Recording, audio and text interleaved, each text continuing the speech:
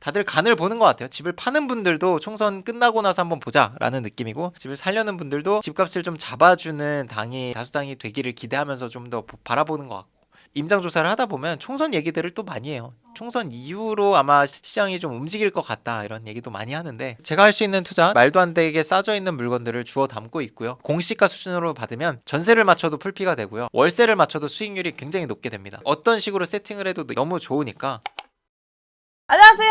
안녕하세요. 오늘 주제는요. 네. 다음 주 총선 앞두고 전망들이 왜 그렇게 나오는지 우리도 그쵸. 한번 찍어보자. 전망. 전망 경매쟁이들이 제일 싫어하는 전망. 사실 진짜 안 맞기는 해. 아무것도 안 믿거든. 총선이 부동산 시장에 미치는 영향이 그렇게 큰가요? 부동산이라는 거는 민생과 또 관련된 거고, 사람이 살아가는 의식주 중에 하나잖아요. 항상 부동산 시장은 대통령 선거라든지 총선 이런 때 핫 이슈였죠. 집값이 떨어지고 있든 오르고 있든, 떨어지면은 이거 계속 이렇게 둘 거냐, 건설사들 내버려 둘 거냐, 오르고 있으면 이걸 어떻게 잡을 거냐, 그런 식으로 항상 이슈들은 있어 왔었죠. 단기적으로는 약간의 움직임은 있으나 장기적으로 봤을 땐 결국 시장의 흐름대로 가는 겁니다. 이렇게 하겠다고 한 게 실제로 이루어지기까지는 수년이 걸릴 수 있잖아요. 정책이 현실화돼야지 시장의 영향, 그리고 가격적인 것에 영향을 주는 건데, 아무래도 총선은 어느 당이 되느냐에 따라 다르겠지만 현실화되는 데까지 좀 시간이 걸린다라고 저는 보고 있습니다. 어느 당이 이제 다수당을 가져가느냐에 따라 다르겠지만, 제일 중요한 거는 지금 어쨌든 양 당이 공감을 하고 있는 그런 이슈들이 있잖아요. 건설사들이 도미노 형식으로 이제 무너질 수 있는 걸 메꾸고 있는 거고, 그리고 전세 사기, 그리고 금리가 계속 높은 상태로 유지되고 있는 것에 대한 대출이자 부담, 건설사들이 이제 집을 지으려고 땅을 사고 대출 받아가지고 PF를 일으켜가지고 이제 건설을 하려고 했는데 이자가 너무 커지니까 부도가 나고, 이런 것들을 어떻게 앞으로 할 거냐가 관건일 것 같아요. 근데 이런 것들은 보수당이든 진보당이든 어쨌든 이걸 해결하려고 노력을 할 겁니다. 방법이 좀 다를 뿐이지. 전망을 알고 싶을 거예요. 우린 항상 미래를 알고 싶어 하잖아요. 어떻게 될지 알면은 내가 그거에 맞춰서 지금 투자를 할 수 있으니까. 근데 그런 건 없더라. 관심을 갖고 있는 건 좋아요. 양 당이 어느 방향으로 갈 건지에 대한 궁금해서 찾아봤어요. 총선 전후에 가장 대표적인 서울 아파트의 매매가가 실제로 변동이 있었나 보니까 미비하더라고요. 4월 총선을 기점으로 다 올라간 것도 아니고 떨어진 것도 아니더라. 시장 분위기에 따라서 간 거라고 생각을 하거든요. 이게 지금 단기적으로 봐서 이렇게 꺾이고 올라가고 했을 뿐이지, 장기적으로 봤을 때는 결국 또 돌아오거든요. 시장 흐름대로. 시장의 분위기를 보고 흐름을 봐야 되는 거지, 빨간색에서 가격이 빠졌는데 영원히 빠지는 것도 아니고, 파란색 구간이라고 해서 빠졌다가 올라갔는데 올라간다고 해서 또 영원히 올라가는 것도 아니잖아요. 결국 돌아온단 말이죠. 다들 간을 보는 것 같아요. 집을 파는 분들도 총선 끝나고 나서 한번 보자라는 느낌이고, 집을 살려는 분들도 집값을 좀 잡아주는 당이 다수당이 되기를 기대하면서 좀 더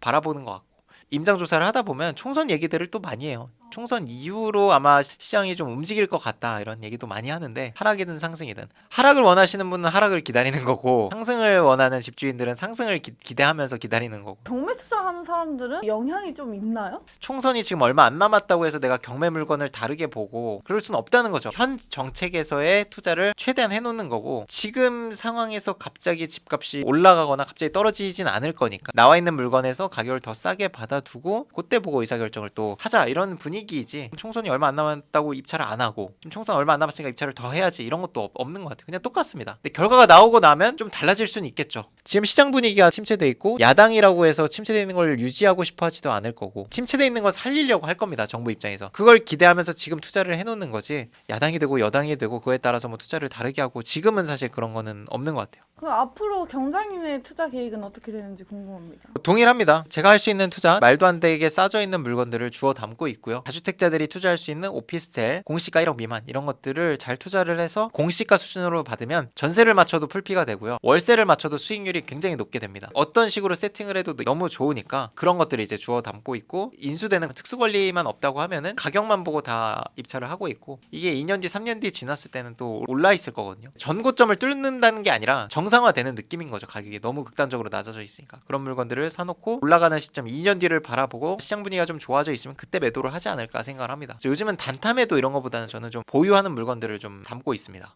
지금은 팔기도 어렵고 가격도 낮아져 있으니까 수익이 작을 것 같아서 보유를 하고, 어차피 팔지 않아도 내가 월세든 뭐 전세든 돈을 받을 수 있는 구실이 있는데 굳이 그걸 단타매도를 해서 내가 소유권을 주면서까지 단기에 돈을 뽑아야 되나 이 생각은 들어요. 기다릴 수 있으면 내가 돈을 더 벌 수 있는 거죠. 매수자 우위 시장하고 네. 매도자 우위 시장 있잖아요. 네. 항상 유리한 쪽으로 가시네요. 지금은 완전히 매수자 우위 시장이죠. 매수자가 없으니까. 매수자 우위 시장에서 집을 매도를 하고 매도자 우위 시장에서 집을 사죠. 그렇게 하면 돈을 계속 잃는 거예요. 싸게 사서 비싸게 팔아야 되는데 비싸게 사서 싸게 파는 거예요. 분위기에 휩쓸려가지고. 투자를 많이 하신 분과 초보자분들의 가장 큰 차이는 이 여유와 조바심이라고 생각합니다. 초보자는 조바심을 갖고 있으니까 합리적인 의사결정 그리고 장기적인 계획을 갖지 못해요. 투자를 많이 해보신 분들은 이게 지금 싼 가격인지 비싼 가격인지 시장 분위기 어떤지 판단이 되고, 지금 가격이 싼 거는 아나 여유가 없으니까 내가 이거 2년을 갖고 갈 수 있을까? 라고 했을 때 뭐 세금만 생각나는 거지. 월세를 맞추고 전세를 맞춰서 돈 받을 건 생각을 안 하고. 차이가 있는 것 같습니다. 물건의 종류에 따라서 내가 보유를 하냐 팔아야 되냐도 나눠지지만 얼마에 샀느냐에 따라서도 나눠져요. 가격 변동이 크지 않은 물건도 내가 극단적으로 싸게 사놓으면 보유를 해도 괜찮거든요.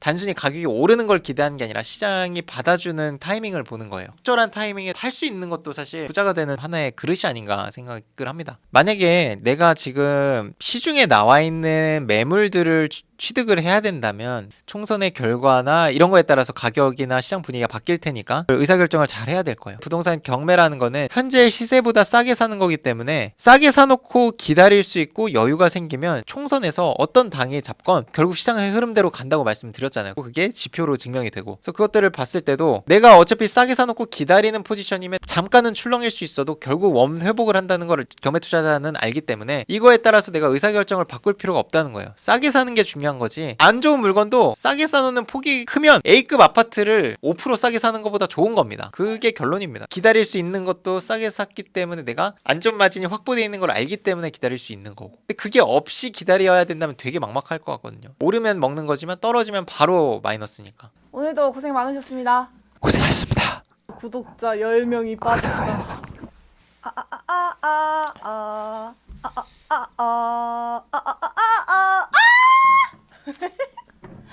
안녕하세요. 왜 저러는 걸까? 어느 장 찍으실 건데? 나 보내. 이거 마지막 영상이에요?